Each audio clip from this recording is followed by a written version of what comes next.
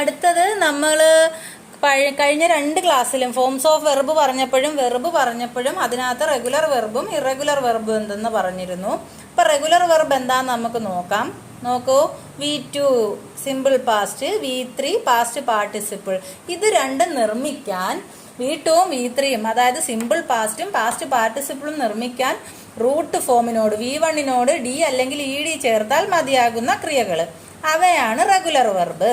അപ്പം സാധാരണ ചില ക്രിയകളോടൊപ്പം ഡി അല്ലെങ്കിൽ ED ചേർത്താൽ V2ഉം V3യും നിർമ്മിക്കാൻ പറ്റും. അങ്ങനെയുള്ള വെർബുകളെയാണ് റെഗുലർ വെർബ്സ് എന്ന് പറയുന്നത്. ഉദാഹരണം നോക്ക്, വർക്ക്ഡ്. ഇവിടെ 6 സൈലന്റ് ആണ്, പക്ഷേ തുടക്കക്കാർക്ക് വേണ്ടി പറയുന്നതുകൊണ്ടാണ് ഞാൻ ഈ 6 ചേർത്ത് പറയുന്നത്. അത് ഞാൻ ആദ്യം തന്നെ ക്ലാസ്സിൽ പറഞ്ഞിട്ടുള്ളതാണ്, അത് അറിയുന്നവർ ക്ഷമിക്കണം. പിന്നെ ജംപ്ഡ്, ഇവിടെയും ED ചേർത്തു. അപ്പം റൂട്ട് ഫോമിന്റെ V1 ഇതിനോട് ഡി അല്ലെങ്കിൽ ED ചേർത്ത് V2ഉം V3 ഉണ്ടാക്കാൻ പറ്റുന്ന വെർബുകളെയാണ് റെഗുലർ വെർബ് എന്ന് പറയുന്നത്. ഇറഗുലർ വെർബ് എന്ന് പറഞ്ഞാൽ V2 ആൻഡ് V3 ഉണ്ടാക്കാൻ ഡി അല്ലെങ്കിൽ ED ചേർത്താൽ പോരാത്ത വെർബ്, അത് രണ്ടും ചേർത്ത് ഉണ്ടാക്കാൻ പറ്റത്തില്ല. അങ്ങനെ ഉള്ളവയാണ് എന്തെന്ന് പറയുന്നത് ഇറഗുലർ വെർബ് എന്ന് പറയുന്നത്. ഇവ ഒരു സെയിം പാറ്റേൺ പിന്തുടരുന്നില്ല. ഇറഗുലർ വെർബ്സിന് ഇവിടെ ഡിയും EDയും നേരത്തെ പറഞ്ഞത് സെയിം പാറ്റേൺ ആണ്, പക്ഷെ ഒരു സെയിം പാറ്റേൺ പിന്തുടരാത്ത V2ഉം V3 ഉണ്ടാക്കാൻ ഒരു സെയിം പാറ്റേൺ പിന്തുടരാത്ത വെർബുകളെയാണ് എന്ത് പറയുന്നത് ഇറഗുലർ വെർബ് എന്ന് പറയുന്നത്.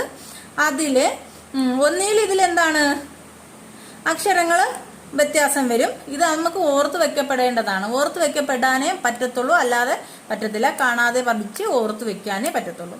പിന്നെ ചിലതിൽ 3 രൂപവും ഒന്ന് തന്നെ ആയിരിക്കും. V1ഉം V2ഉം V3യും ഒന്ന് തന്നെ ആയിരിക്കുന്ന വാക്കുകളും ഉണ്ട്.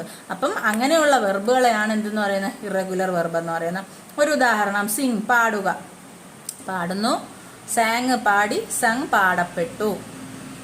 സിങ്, സാങ്. ഇതില് അക്ഷരത്തിൽ വ്യത്യാസം വന്നു. അതേസമയം പുട്ട് എന്ന് പറയുന്ന വാക്ക് അതിന്റെ വെർബിന്റെ V1ഉം V2ഉം V3യും ഒന്ന് തന്നെയാണ്. പുട്ട്. മനസ്സിലായോ? അങ്ങനെയുള്ള വെർബുകളുണ്ട്. ഇങ്ങനെയുള്ള വെർബുകളെ ഇറഗുലർ വെർബ് എന്നും ഡി അല്ലെങ്കിൽ ED ചേർത്ത് V2ഉം V3യും ഉണ്ടാക്കാൻ പറ്റുന്ന വെർബുകളെ റെഗുലർ വെർബ് എന്നും പറയും. ഓക്കെ, അത് മനസ്സിലായെന്ന് വിശ്വസിക്കുന്നു.